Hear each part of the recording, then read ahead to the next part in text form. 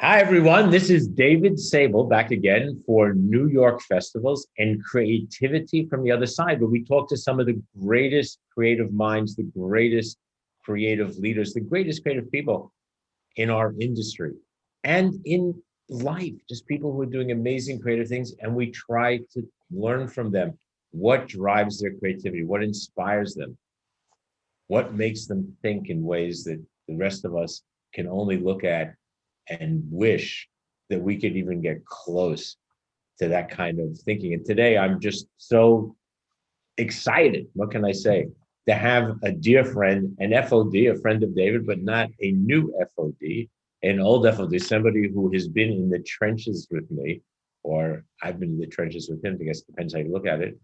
Yusuf Chuku, who is now Executive Vice President, Client Strategy and Insights, Advertising and Partnerships, lots of ampersands, at NBCUniversal, one of my favorite companies. And we're going to talk about that, why it's one of my favorite companies. And I want to hear Yusuf's points on that. But Yusuf, I'm so excited to have you here.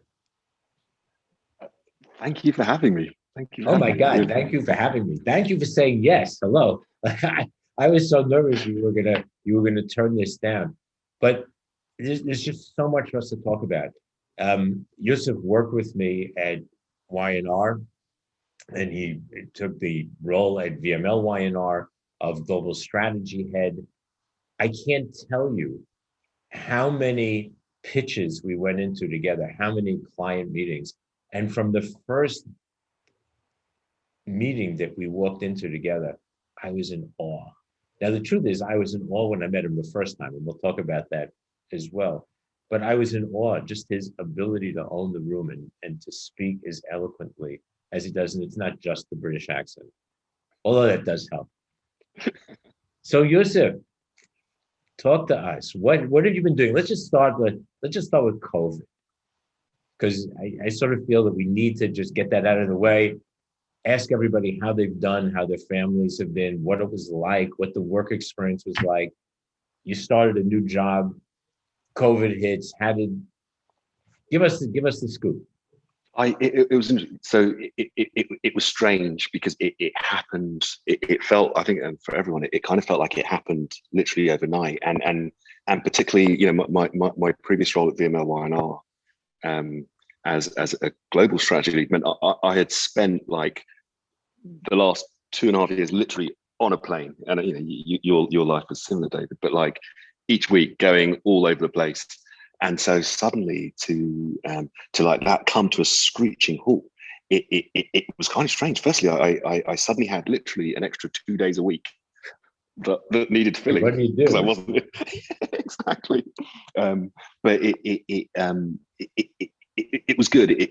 I think it obviously it was a tough time. Like, and I think it was strange because we kind of felt like we were privileged observers at the time, because it sort of, it was easy for us to suddenly work remotely and do everything in our home.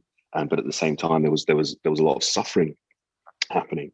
I think we, and I say we as my family and I, looked to find some of the bright spots to it. And I think the time that we had together, I think we will all hold on to that for the rest of our lives. I think we managed to turn it into something quite special. I just hadn't spent that much time continuously in the presence of sort of my wife and kids, and so I think we just made the most of that.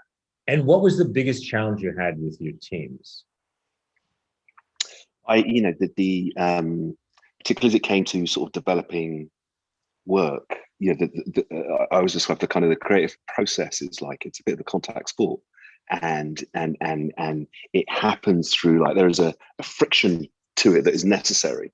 And there was nothing I loved more than just being in a room, work up on the wall, and just as a team just trying to figure stuff out. And it was that to not have that, like I really felt it. And particularly, as I was doing a lot of new business, and that literally is, each pitch is just a few weeks locked in a room with a group of people.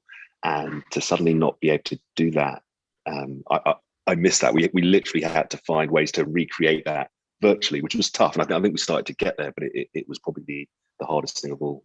Just an insight, we heard from one of the creative directors in Europe that as difficult as that piece was, is everybody has talked to that piece, to the piece of the internal teams. This person was telling us that what he found, though, was that the involvement of clients went up, because all of a sudden it wasn't just like the presentation in the room and, by the way, here's the big idea, but clients, because of Zoom, you had clients in the process earlier and more involved. I wonder if you felt anything like that. Definitely, but I think even broader than clients. I think there was a democratization of the process. Like it's when you're physically in the room, I think it's easier for like hierarchies to kind of come into play. And so, there are people at the table, there are people in the rows behind the table. Right. It's the same when we're looking at work, there are people in the front row, the back row, and suddenly the screen just put everyone at the same level. And it also meant that we could literally have more people in the room. You can only have meetings and situations where, okay, we can have 8 people or 10 people. Suddenly we can have 30. And people, particularly junior people, can kind of actually be part of the process, listen in and contribute in a way that they couldn't previously. Even simple things like chat allow you to make a point without interrupting the flow. And so there are all these, suddenly to have these new tools that enabled kind of greater collaboration. I think it's something that shone through, and that was certainly true of kind of clients' involvement in the process. Right. And I think what's also interesting what you said, I think the big challenge for all of us is to take that notion out of COVID, assuming that we go back to hybrid, or some people go back to more than hybrid. I think we'll see. I mean, it amazes me, and I'm curious what you feel, because I've been writing a lot about this lately. Like, everybody's running back to restaurants and bars, but they're scared to get to offices. Like, guys, I hate to tell you, I'm not sure that's going to last very long. There's a little bit of an issue there. But I think that holding on to that notion of, like, I had these junior people who actually were able to chat in and do stuff. How do I keep them involved in the process? So I do. I think it's a definite opportunity for us to rethink the workspace. For me, I think there has been a particularly for insight professionals and strategy professionals, there has been the ability to kind of focus and turn things off and like really get into the work, as that's been so beneficial being at home. But at the same time, as I talked about, the ways in which we collaborate have increased. So how do we turn, for the days that we are in the office, how do we turn that workspace into something that is far more collaborative? Like it can't be just I either sit at home dialing into Teams or I go into the office and do it. Actually, the office can now be something quite different. And I'm just hoping that companies kind of embrace that opportunity to really change or rethink that workspace. Right, I agree. What worries me is that I've been reading many companies are looking at going back to even more hot desking and hoteling and smaller spaces, even if they're. And I'm like, guys, I could stay home and do that. I don't want an impersonal workspace. I want to own my workspace, and I want to be able to embrace everybody. I don't want to be anonymous in the sea of hot desks. And I think companies were able to get away with that for so long because employees didn't have a choice. You had to go in. And I think the way to approach it now is, how do I, as an employer, how do I create a workspace that people want to come into? And so it's very different. It's got to have some benefits that they don't get at home. Like it's a different type of space. Right. And that's the bit that's the challenge. And we used to talk about that stuff back at 3 Columbus Circle, and I think we tried hard in those days to create that kind of a space. But yes, I totally agree. So let's just talk about Yusuf a little bit and some of the things that you've done. You started your career in the UK. You've worked on some of the most iconic brands in the world. Came to New York. You worked at McCann. I was lucky enough to be able to steal you away and get you into Y&R. One of the greatest days of my life when you said yes, that you were going to work with us, and it proved itself out in so many different important ways, including our friendship. Maybe most importantly, our friendship. But talk a little bit about getting started in the business. What made you become a strategist, planner? What drove you, a storyteller at heart? What drove you in that direction? Okay, so I'm probably going to talk for about the rest of another hour. But don't worry, I'll interrupt you, I promise. So it's funny. Over the years, you get to like really think about how you ended up where you ended up, and I think originally I used to just talk about just the literally falling into advertising, which is something that people used to be able to do. You can't do it anymore. But there was a time when you literally kind of found yourself in advertising. There was some truth to it, but I think it actually is sort of deeper than that.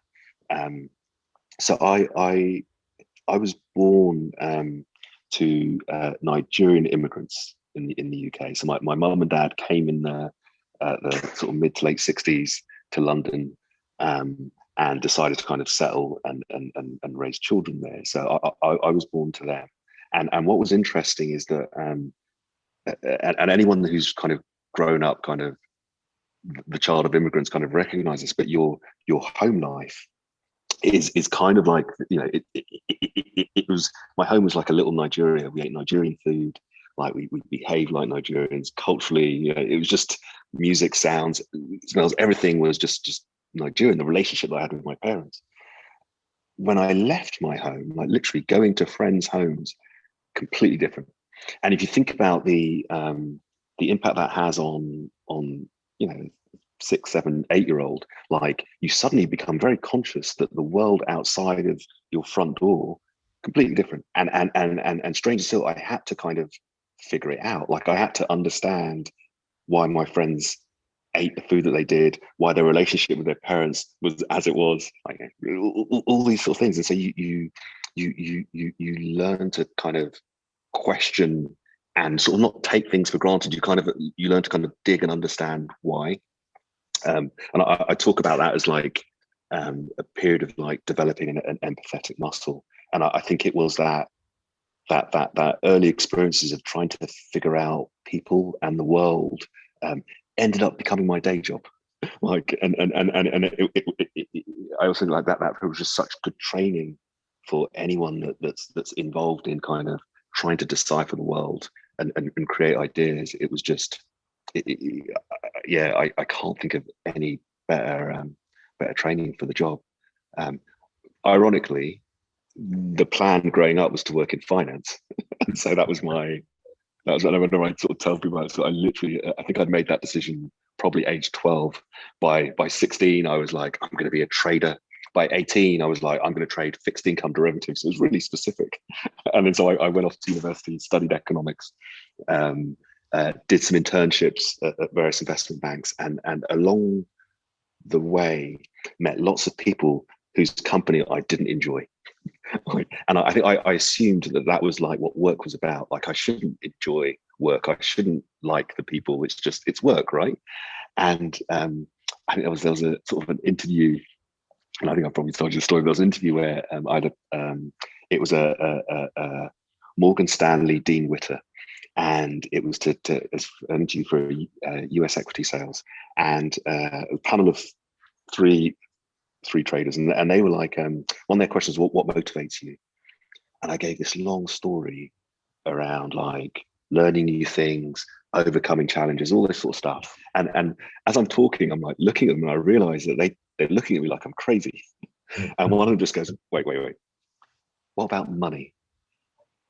And I was like, I sort of like was caught a little bit off guard. And I was kind of like, yeah, no, I like money.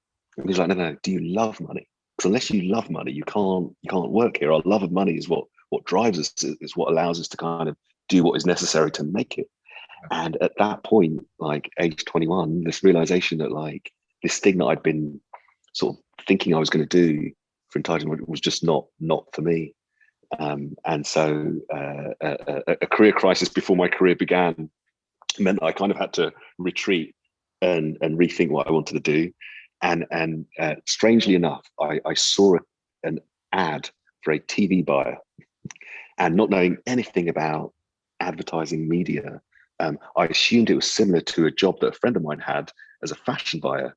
And his job was great. He was traveling around, just like his love of fashion and buying. And so I was like, well, I'll watch TV. I could buy it.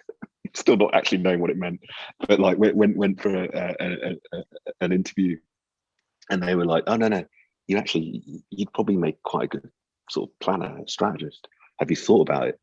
And obviously, I had no idea what it was. But as I started to explore it, it suddenly became apparent that this job felt like it was made for me. Like this need to understand people, to work around creatives who were my friends outside of work anyway. Also, it employed kind of some of my kind of quant background, being sort of an economics grad, and I could wear sneakers to work. I was like, it's a job for me. I'm with you. Okay, so now you get into the industry, you make a name for yourself in London, and you come to New York. Tell us some of those stories.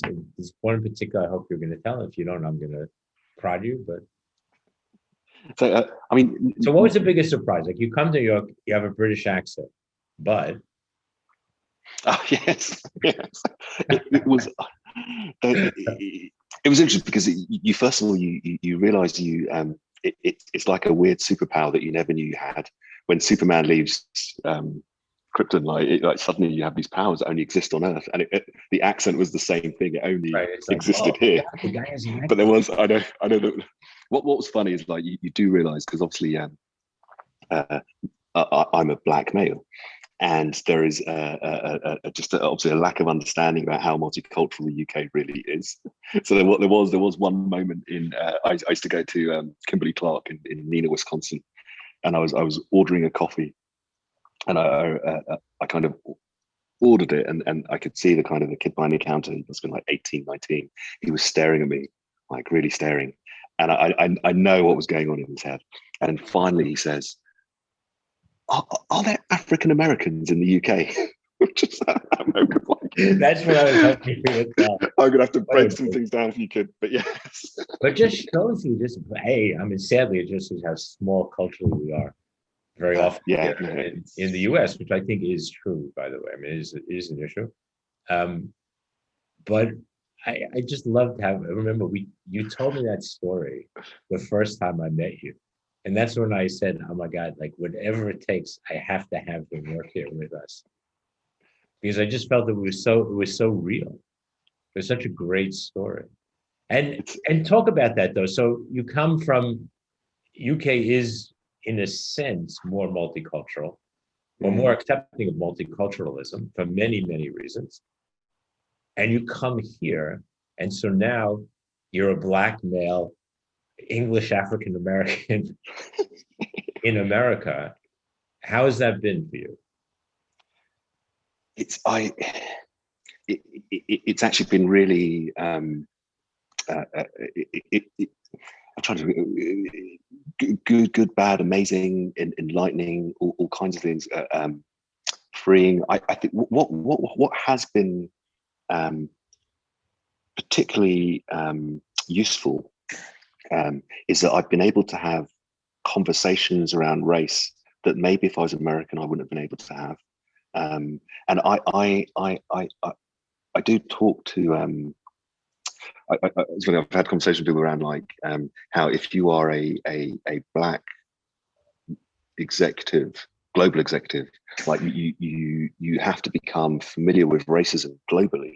Like you land in a country and you kind of have to figure out like the shape that racism will take here and how do I navigate it, because it's sort of just different flavors of the same thing. But you have to navigate it. Arriving in the US, I think it was I had I'd always drawn inspiration from like sort of civil rights leaders in the US from like the sort of 60s and 70s. So an understanding of sort of the black struggle in the US kind of was very familiar. But at the same time, what I found really fascinating was people's lack of understanding of American history and the role that race has played in American history. And so I think I was able to talk to people about it in a way that was sort of non-threatening, because I was able to talk about it like it was something that I had sort of learned along the way. And so I was sort of sharing these like nuggets of things that I have learned. So like small things, like I used to celebrate Loving Day. and which is, for people who don't know, is that when the Supreme Court finally made interracial marriage legal. And so I would sort of celebrate it, and people go, "Well, what's Loving Day?" And I'm like, "Well, obviously, that at some point, in quite the recent past, interracial marriage was illegal across the US." And literally, people kind of go, "I didn't know that," which is surprising, but people just didn't know. People don't know. And so, and so I'd always just try and find these moments to educate. I think last year, and probably I'm sure last year was a time where a lot of that, I guess, sort of that practice kind of really came to bear. I sort of describe what happened around the George Floyd killing. It was kind of like someone switched on the light in a room, and suddenly half the room realized there was an elephant in the room. The other half were kind of like, yeah, and this elephant has been sat on top of us the entire time. I'm glad you can see it now. But it did open up the opportunity to kind of have more conversations around race in a way that I certainly had people were less comfortable having previously. And so I think what you just said is so critical, is this notion of, first of all, I love the light coming on in the room and the elephant. Some people have it, but I do believe you're right, that you had this unique perspective, and maybe that goes back to you're going as a kid to other people's houses and being able to, having lived in this one way, and then having to somehow figure out, like, what does this mean? I guess that's kind of what happened to you here in the US. You came doing this, and it's sort of a repeat of the same story. And again, I think that's what makes you so powerful as a planner and a strategist, your ability to look at that and to assimilate it, but more so to tell the story of it. Because if you can't tell the story of it, then you can never learn from it, and you do that. I think the other piece, just to round out Yusuf, the other thing that drew me to you, is that you are a practicing Muslim. And I say practicing because there are many people who are Jewish or Catholic or Christian or Muslim who don't practice. You're a practicing Muslim. And why did that draw me to you also that same day? Because I offered you water and you didn't drink. It was during Ramadan. And I can't tell you how emotionally connected I felt to you, because being a practicing Orthodox Jew, I'm often the only person in the room who is not eating, not because it's a fast, although it has been on fast days, but because the food isn't kosher, I can't eat it. And we start talking about halal and kosher. And then, over the next few years, we were in situations together a number of times where we had the different plate and the different food. And I just felt that that's, to me, that ability to be who you were as this total rounded person without excuses is what made you such a powerful storyteller and gave you the ability to own a room. I appreciate. Thank you for that. It was something I had to learn, though. Like I spent my early years kind of not just hoping that like I could try and fit in, like people wouldn't notice, and then which seems like the most obvious thing, but the realization that like my race pretty much entered the room before I did, and so there was no like, you can't pretend that it's not there, and sort of the same was sort of true of my faith. It was kind of like, no, actually I should just lean more into it and allow it to be the thing that sort of defines me. Interestingly, I because I was born Joseph, which I don't even know if I was so Joseph. So I was born Joseph and I converted to Islam. I was professionally still going by the name Joseph, except for after 9/11, I was kind of like, because it wasn't obvious that I was a Muslim at the time. People wouldn't. I would overhear conversations, and conversations I really didn't want to hear that were kind of Islamophobic. And so I was like, it's going to be important for me to wear my faith more as a badge, so people kind of understand kind of the whole Muslim experience. Like, actually, there are billions of us, and so they are. You can't sort of categorize us into one box. And so for people to understand that person that they work next to, that they have a laugh with, that they enjoy that person's company, that's also a Muslim. And so I sort of like literally overnight was kind of like, right, that's it. From now on, professionally, I'm also going to use my Muslim name as Yusuf, Yusuf, and again allow that to define.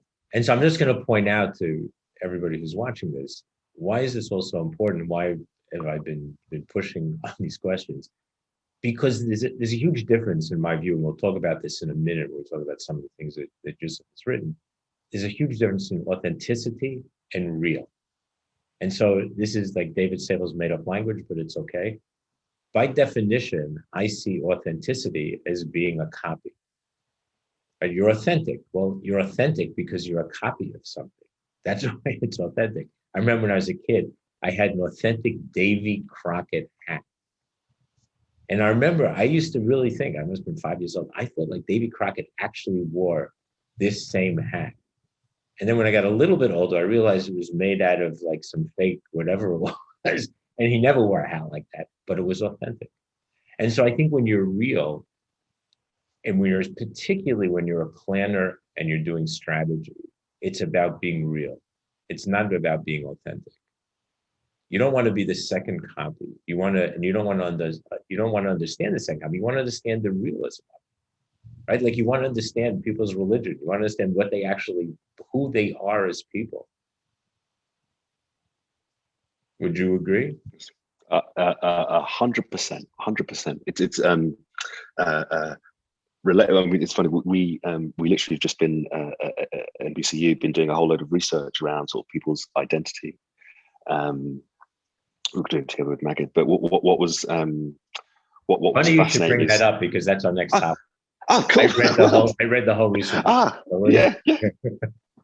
Perfect. No, because it is about like how really digging into kind of the multiplicity of ways that people kind of identify, and how that like it's fluid, but it's also just very personal. Like it is about me and what I present to the world. So let's follow that down because that was truly my next question. Great piece. The power of identity, understanding polycultural consumer, not the multicultural, the polycultural. So explain the difference between multicultural and polycultural, and then we'll get into this study. Yeah, well, we often we kind of have like we sometimes think about identity as like tick boxes, and so if you fill out like the census or anything like that, there are boxes and categories, and you go through and you go, 45 to 55, whatever it is. I'm black / African American tick, and all the, but like they tend to be kind of predetermined categories.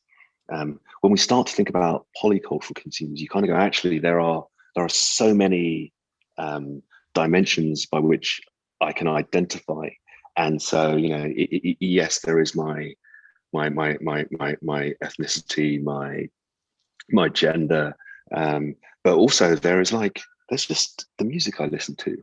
There's the kind of like the where I live. There's the media I consume. It's like all of these things kind of come to make kind of the entirety of who we are. So let's follow that. Let's follow that thought, right? So here's my question to you. So in this study, which I found to be fascinating, so the average person is connected to 8 or so different communities, much like you just said, because music could be that community, religion could be, race could be clothing, it could be their hair, it could be 100 things, right? And people have a desire to connect to others. Like they want to be part of that community. They want to listen to that music. Now, the problem is, and I guess this is my question, we live in a culture that is becoming more and more strict in certain places about cultural appropriation, about how dare you even wear something that I might wear or listen to something that I might listen to. And that goes totally against this notion. There is a it's funny, we the research sort of digs into like not only kind of the culture that I identify with, but also like people's willingness to or desire to learn about other cultures, openness to other cultures. And it's probably a piece that's sort of downplayed a little, because often when when we're talking to, this comes back to kind of our world of kind of stewarding brands, you kind of you can get caught in a like, oh, there are too many kind of like, there's a third rail everywhere. There are too many things I'm too scared to touch, and therefore I'm going to kind of shy away from it. And I think what we're kind of hoping that brands, but probably, to be honest, more importantly, people do, is that actually no, it's something that actually you should lean into. Like if you inquire with the right openness and willingness to understand, people will forgive you for the ignorance. Do you know what I mean? If you are genuine about wanting to learn and understand, and actually, I think the more you lean in and open yourself up, the better. Often where people go wrong is it kind of like they play with things without going through the work of understanding. And so it's about kind of just being. So they put the veneer on without getting deep into what it is. Exactly. And it's often it's the smaller things. It's like, it's funny you did your distinction between sort of real and authentic, and I think there's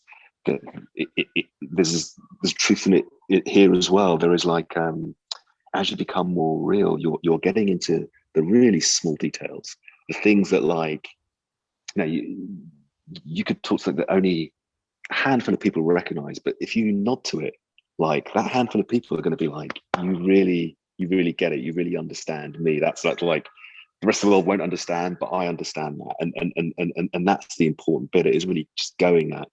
We'll get to advertising in a second, but a huge piece of this also comes back on media and the way media portrays. Again, we'll get to the advertising piece, but even news, media, shows, that's a huge piece. And I imagine that that's part of what you do as well at NBCU, is just to get that sensibility.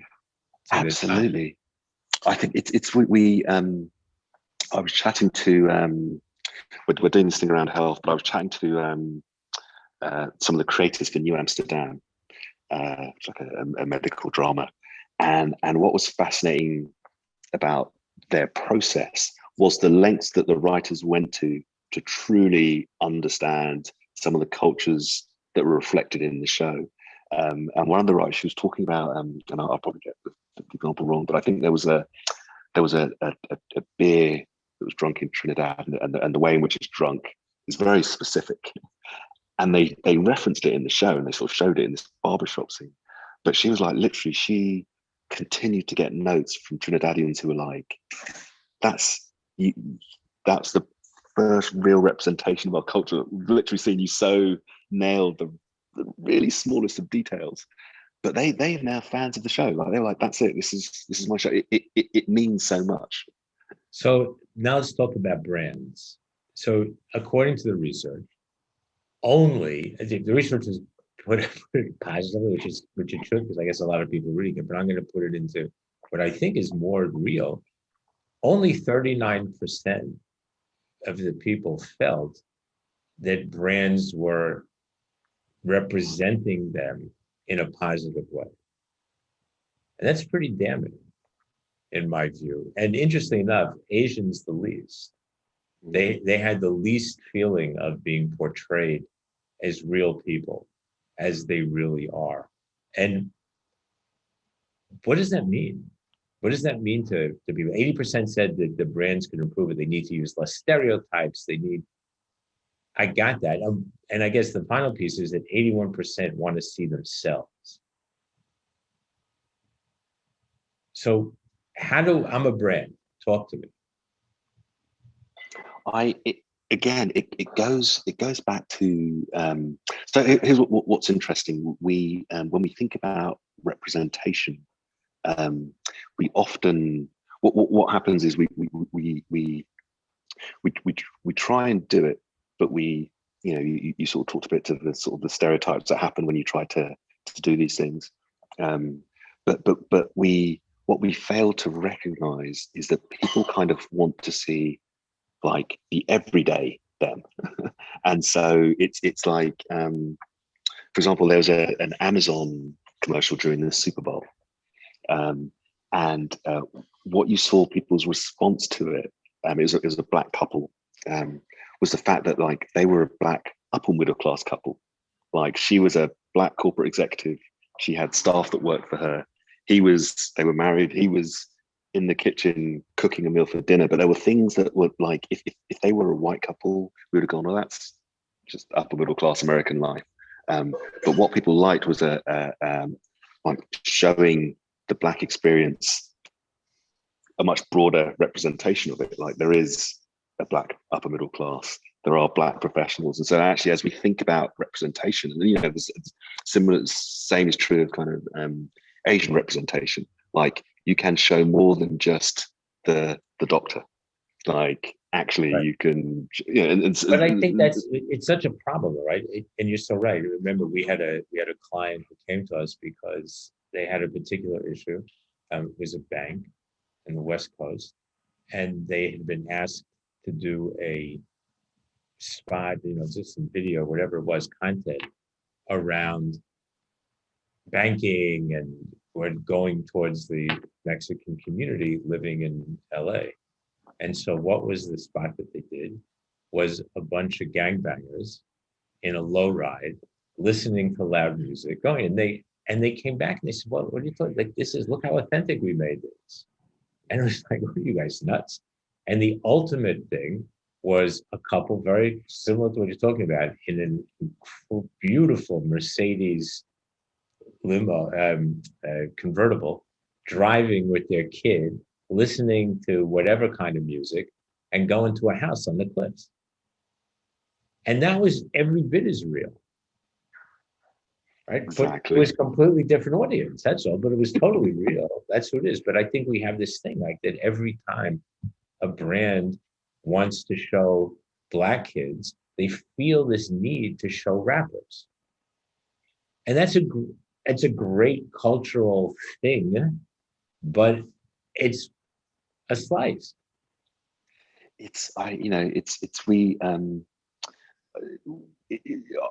Our desire to kind of do shortcuts.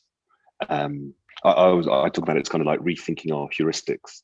Like if I was writing a creative brief and I said, it's a American blue collar worker, I think people would sort of somehow default to some guy who works in a Midwest steel factory.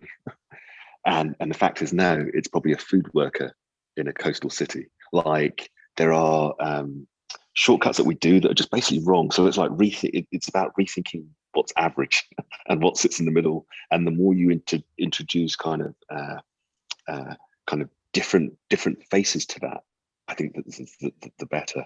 And in your study, I think to me, this is actually the very beginning, but I think it's so true. And I think it's exactly the danger of what we allowed to happen. And I think it's why there's so much lashing out these days. There's a quote by Charles Cooley: "I am who I think you think I am." So if I'm a young person growing up and I'm watching TV, which in those days and even today, whatever it is you watch, called TV, everything that's video, there's a third party endorsement because somebody put on video, even if it comes from an idiot. It's like on video and it's sitting someplace, and you don't think about how everybody, including yourself, posts stuff. So you see it, you think it's real. And all of a sudden you see yourself and you think that's you. And only until recently, we didn't push back. You just used one of my favorite quotes. I think I put it into a blog post recently because it talks to the responsibility, or in fact, just duty that we have as NBCU as a media owner, but also brands that are putting out marketing communications into the world. That's a real responsibility we have to kind of actually make sure that we put the right imagery into the world, because people are going to respond to that in ways that we can't even imagine. So I'm glad you mentioned NBCU because I'm a big fan of NBCU. Not only do I watch the Today Show every morning, which goes back and one of my best friends, David Usher, is the one of the anchors on NBC4 in New York. But I find that even in the digital world, there's a realism to the way NBCU has approached everything. Understanding that, yeah, people are still doing this, and people are doing that, and people look like this, and people look like that, and we, as opposed to going like, oh my God, if it's not digital first or whatever this, even though it's all digital, by the way, I mean, all the whole broadcast is digital. So, but I find it to be so refreshing, and so the lack of self-consciousness about who you are as a group, I've always found to be very empowering. I agreed. It was, my as I was like learning the company and having conversations and finally joining, I think it was there was there's like a humbleness to the organization, but just a willingness for people to like to try and just allow people to come in the way that makes sense for them. It's not a brand that kind of goes, this is how it has to be now, kind of organize around us. It was like, no, actually, let's allow people to access the content in a way in which makes sense for them. So it's funny, it's echoed in kind of how we now sort of sell our inventory through one platform. It's a recognition that actually let's allow people to find the audience in a way that makes sense to the audience, rather than kind of one sort of predetermined route. But yeah, no, I think it's an important part. It's interesting when you take, kind of the sort of the creativity and the content that we've always been so good at, but actually you sort of underpin sort of the technology with that. It's something amazing happens in that overlap. But I think it's kind of, we say only NBCU a lot, but that is one of those moments of like, genuinely, that is true. Well, thank you, Yusuf. I can't thank you enough for having spent this time with me and with us at New York festivals, and with all the people who can be watching this and learning from you. And again, I just want to thank you for your friendship, for all that I've learned from you, for the countless hours we stood in front of the walls you talked about at the beginning, looking at work and discussing what we were going to say and what was the true insight, and just watching you drive some of the best creative that I was a part of in the past few years. So you have my deep thanks for that, and our thanks for New York festivals and Creativity from the Side for having shared those thoughts. And by the way, I point out to everybody, I hope you notice, in the total realm of unself-consciousness, all the records sitting behind Yusuf. So he didn't need to have lots of iPods sitting there, but he has records still sitting there. So thank you for that. Yusuf, again, thank you, and best of luck at NBCU, again, one of my favorite places. So this is David Sable. I've been speaking with Yusuf Chuku, one of my dear friends, who is the Executive Vice President, Client Strategy and Insights and Advertising and Partnerships, lots of ampersands, at NBCUniversal, and who is just an incredible human being that we all learn from, we all will continue to learn from, and we just wish you huge success. So, Yusuf, thank you. Thank you.